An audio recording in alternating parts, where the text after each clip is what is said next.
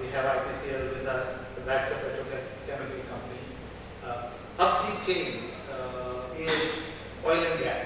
So you kind of start with oil and gas. You start with oil and gas, petrochemical sector. Companies that represent that are IPCL, Opal, which is coming up in the Hague, IPCL that we have here. We have in Ranipat, we have another petrochemical complex. Some more information I can share with you is in India recently over the last 10 years or so, they have come up with 5 PCPRs. PCPR stands for petrochemical complexes around the country where they're supposed to get concentrated in one place. Earlier, in a city like Baroda and Ankleshwar and Vapi, the chemical zones came in the GIDs. But the government says, no, we're not doing that anymore. We're going to put standalone petrochemical zones. And as a result, they created 5 of them. We have the Dahej, then there is something in Kochi, there is Visakhapatnam, there is Paradip, Odisha, and there is Haldia in West Bengal.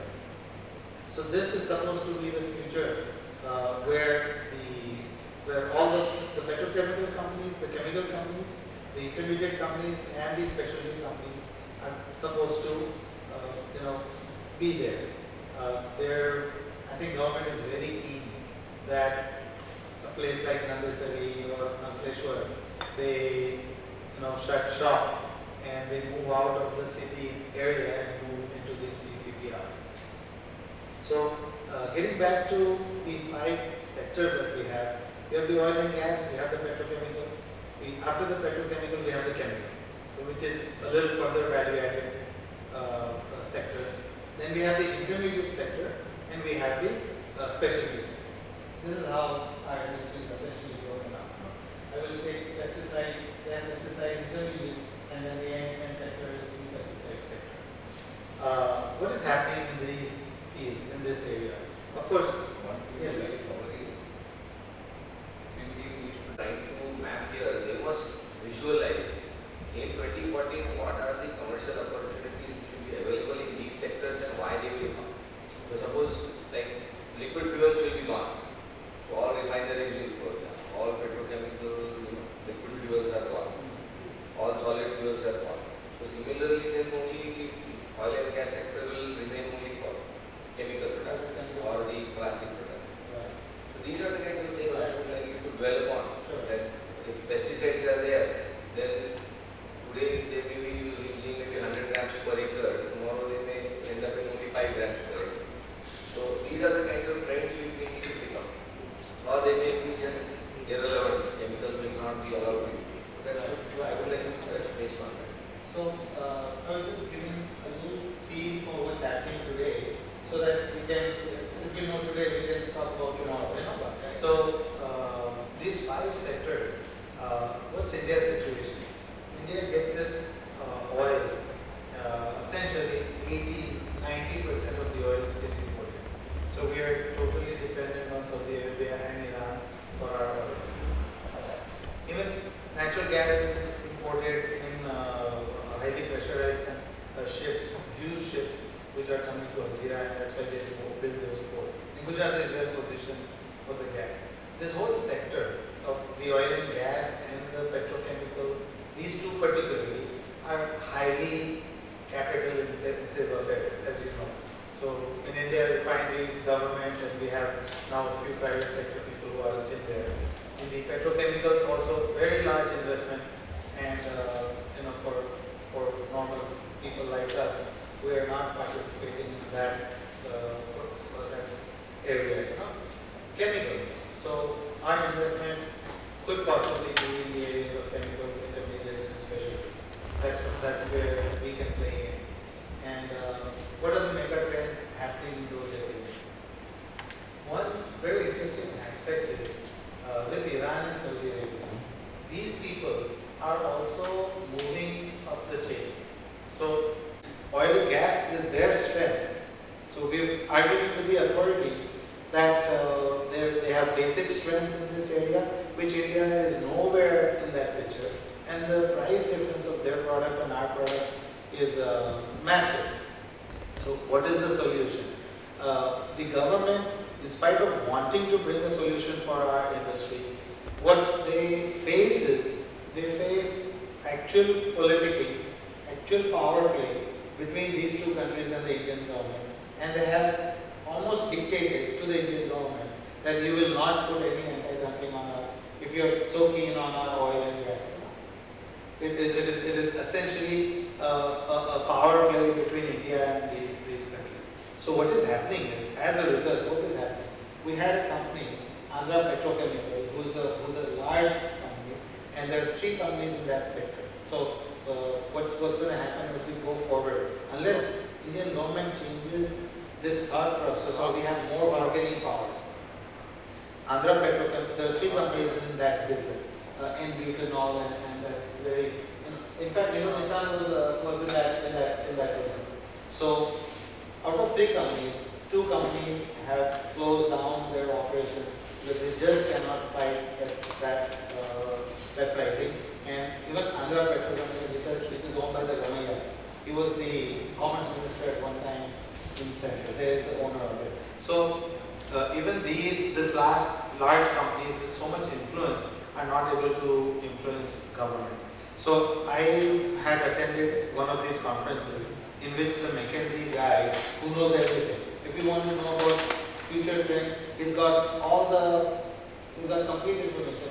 And if anyone is interested in the chemical industry, we could invite a person like that. I was very happy to sit through his presentation. The sad part, let me just share with you the sad part and then maybe tell you something about the other aspects. But the petrochemical and the chemical zone, he predicted, and this was about a year ago he predicted that in this sector, India is getting weaker and weaker. Because you have someone who's dependent on very cheap raw material, as far as India is concerned, and our relationships with them. The products they're very competitive, and Indian companies would not be able to face them. McKinsey guy said this. In that first, the second sector. But the question would be, Yes. can India do something to sort of overcome it? And what are the areas where we can actually excel on a global basis, like custom manufacturing? We are doing well. That's that aspect. If we are to use our talent and our knowledge and all that, then that's further down the chain. So this is a little bit the background on the intermediates, where we are facing. India is facing severe problems. So where will India play in this field?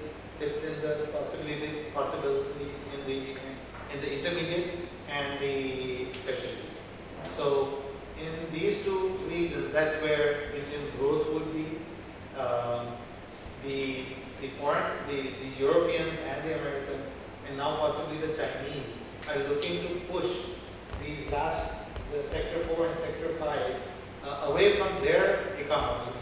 And we see Chinese companies shutting down the intermediates and intermediates particularly, and those intermediates are coming into India. So as we go forward, because of our mind talent and our ability to produce lower quantity products, the growth in the chemical industry would be in the intermediate and the end user sectors.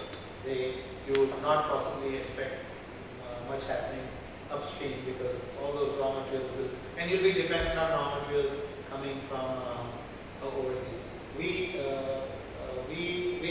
Our company, in our sector, there's about 1.5 million tons of our raw material coming in, and India makes 5% and we import 95%. We're the chemical business. And 95% of the petrochemicals are coming from these 2 countries. And they also make our product. So we have gone for anti-dumping on those aspects. So that's sector 3. So if any opportunity in India is there in this time frame which we're speaking, we're looking at sector 4 and sector 5, which is the intermediates and the specialties.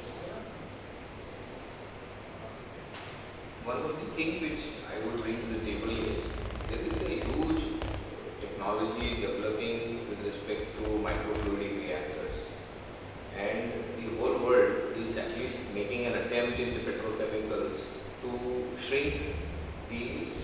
reduce the chemical plant and make it faster and faster. Now there is a lot of development happening. It's not commercially viable, but there is something which we can look at as a commercial space emerging in the future. Two reasons. One, being safer, because anything which is smaller remains safer, and anything smaller means you can change things much quicker. So customization may be the way to go. So this is something which needs to be kept in mind. And as I would agree with Patel's assessment that we are actually 2% of the global market. And our ecosystem for chemical industry or petrochemical and gas industry is very poor. Right from the government's intervention to the policies to the logistics to the everything, there is a lot of difficulty in terms of actually producing world class. So unless you really will innovate, unless you really are going to be up there, it would be difficult. There is no inherent advantage in India other than your labor cost and your ability to sort of build niche markets. I think we can open up the discussion on the pharma side, because pharma is something I think India can do well as a that fourth and fifth level, because that's where the real value addition, that's where the real research will happen. Maybe one of you guys want to share where would you see 2040 when you are a pharma person? Sir, my name is Abhishek, and the company I work for is called Dark Pharma. And before I get into pharma, as you rightly mentioned, Ashok, sir, that there's a whole lot of opportunity in the oil and gas sector, but India in terms of raw material and resources cannot compete with these countries. I happened to meet a gentleman from ONGC the other day. We were flying down together. So I was just very inquisitive and I asked him a few questions. He told me our major challenge is drilling out the oil which is beneath the earth today, because there are so many pressure points which have already formed that they need some chemicals in order to ensure that there's a pressure differential which is maintained so that the oil flows in the right direction, which is essentially what I understand biochemistry. So I think the talent pool that India has in the IITs or otherwise can still, because even though resources are there with Iran or US, they would still need talented people to be able to invent or innovate new technologies to be able to drill the oil resources. I think India can still contribute on that front. My personal take on that, even though it's not my field, but so this is what I felt. So if you could throw some light on that at a later stage. I'll just comment. This is a very clear-cut vision that today we produce 96 million barrels, and if liquid fuels as a fuel for automobiles is gone, you will bring this down towards maybe 15 million barrels a day. So the whole need of exploring and drilling will actually be not there. I think just the gas and a little bit of oil would just suffice. So I am not really seeing a very, very bright future in times to come, because with the carbon footprint, with the world becoming conscious about carbon footprint, I think this sector will continuously look down. I think you can see with Reliance also not really betting big on that. They are already betting big on data acquisition. So I think this would be my view on this.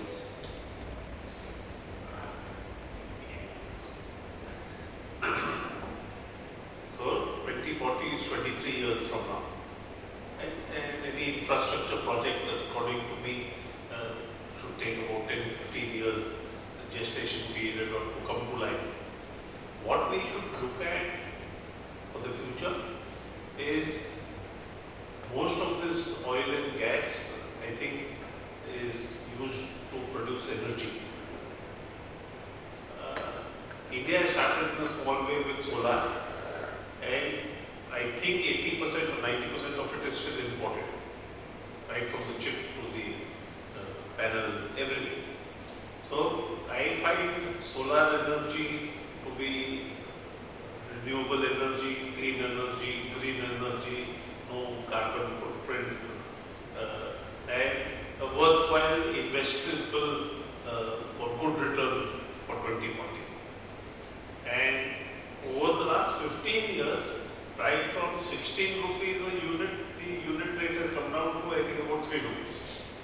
So today solar energy is being sold lesser than GEP rate. That's one good opportunity. The second opportunity for you youngsters, I would say, is get on to the Google and sort out a site called Kalpasar. It's going to come up in Bhushan, which I hope, just like the Narmada started 1960s, the Narmada project, Moraji they said, and it's yet to take shape fully. So it's taken almost 50 years. Right? So this Kalpasar is being talked of now. And I think another 30 years, 20 years, it will take shape. Now, one of the things which I read in that project is that a lot of clean drinking water is going to be stored in that so-called check dam or dam. And all the ships coming from Iran, Saudi, or wherever, Middle East, with all the oil which we import, need weight to go back. Means they cannot ply in the sea without liquid weight. And clean drinking water, which is in great shortage in the Middle East, Iran, Saudi, because they are using very expensive technology. And instead of talking very, very big, most of us in Baroda, I don't think, to start with, I think we should talk of 10, 15, 20 crore rupee project, which can be scaled to 500 crores. If we start thinking of a 500 or 10,000 crore project, I don't think we're going to ever, we'll just be talking. So start small and think big. The money resource can be small, but the thinking process that it should be scalable and it should be big. So depending on how much fire you have in your belly, concentrate on a project and make it global. Just to give you a feel of market size, because at the end of the day, what we have to really dissect is that $70 trillion economy, where is the money? So in petrochemicals, I would say if you start with a coating industry, that means anything which decorates. Now this industry is not going to go anywhere, it's going to be there. People will need aesthetics, and that's something like $100 billion game on a global basis.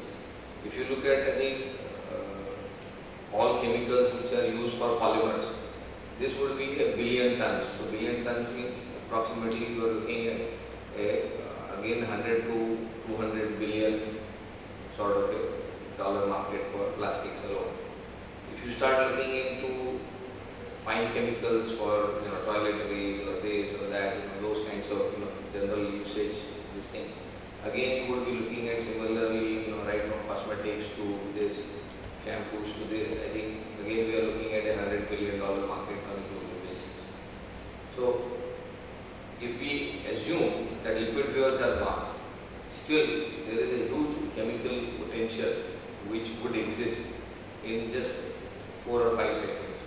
And I think which are the other big segments, which would be like massive segments. I would say textile consumes bulk of the polyesters. Polyesters is now running around 70 million tons being produced every year. So that's again a very, very large segment. Yeah. Construction. Yeah, construction, again the textiles will go in.